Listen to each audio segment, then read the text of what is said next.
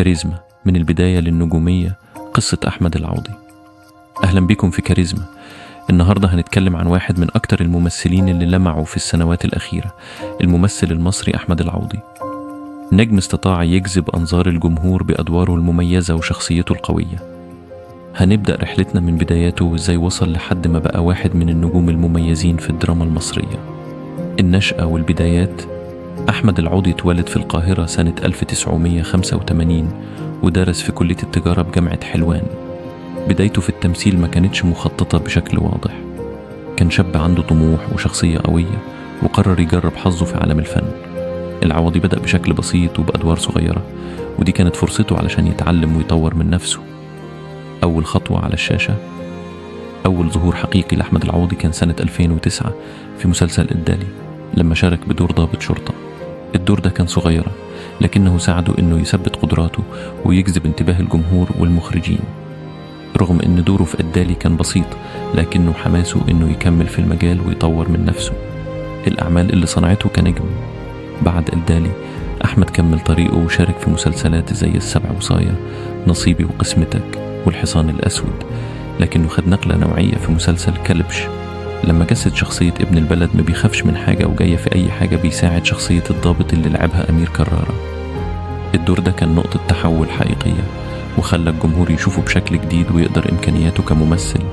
وشارك في فيلم لص بغداد، لكن كان طالع بدور صامت، بس كان مقبول في الفيلم بالأكشن اللي عمله. وشارك في مسلسل شديد الخطورة مع الفنانة ريم مصطفي. المسلسل مش ناس كتير شافته في وقتها، لكن كان كويس مع مشاهد الأكشن اللي عملها بشكل كويس. نجاحه الكبير في الاختيار، لكن أبرز محطة في مسيرته كانت في مسلسل الاختيار سنة 2020. أحمد لعب دور الإرهابي هشام عشماوي، ودي كانت شخصية مركبة وصعبة لأنه جسد فيها جوانب من حياة عشماوي وتحولاته الفكرية. دوره في الاختيار خلى الناس تشوفه كنجم قادر يقدم شخصيات معقدة، وحقق له شهرة كبيرة في الوطن العربي. أعماله السينمائية والتلفزيونية البارزة. أحمد موقفش عند نجاحه في الاختيار، بل كمل بمسلسلات زي اللي ملوش كبير وضرب نار، اللي جمعه بزوجته الفنانة ياسمين عبد العزيز.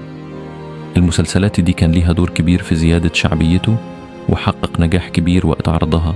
وطبعا متنساش بطوله فيلمه الأخير الإسكندراني، بس يا ريت يكثر من أعماله السينمائية في السنوات القادمة. أعماله القادمة. بالنسبة لأعماله القادمة، أحمد العوضي دلوقتي بيصور مسلسل اسمه فهد البطل. ده هيكون مسلسل جديد هيتعرض في رمضان 2025، بيكون في شخصية مختلفة عن اللي قدمها قبل كده. كمان في أخبار إنه هيشارك في فيلم أكشن جديد بيحضر له دلوقتي، وبيستعد لتدريبات خاصة علشان يظهر فيه بشكل مختلف. دي كانت لمحة عن حياة أحمد العوضي ومسيرته الفنية من البداية وحتى الوقت الحالي. لو عجبتكم القصة دي ما تنسوش تعملوا لايك وسبسكرايب وتفعلوا الجرس علشان توصلكم قصص أكتر عن نجومكم المفضلين. شكرا لكم على المتابعة، واشوفكم في الحلقة الجاية من كاريزما.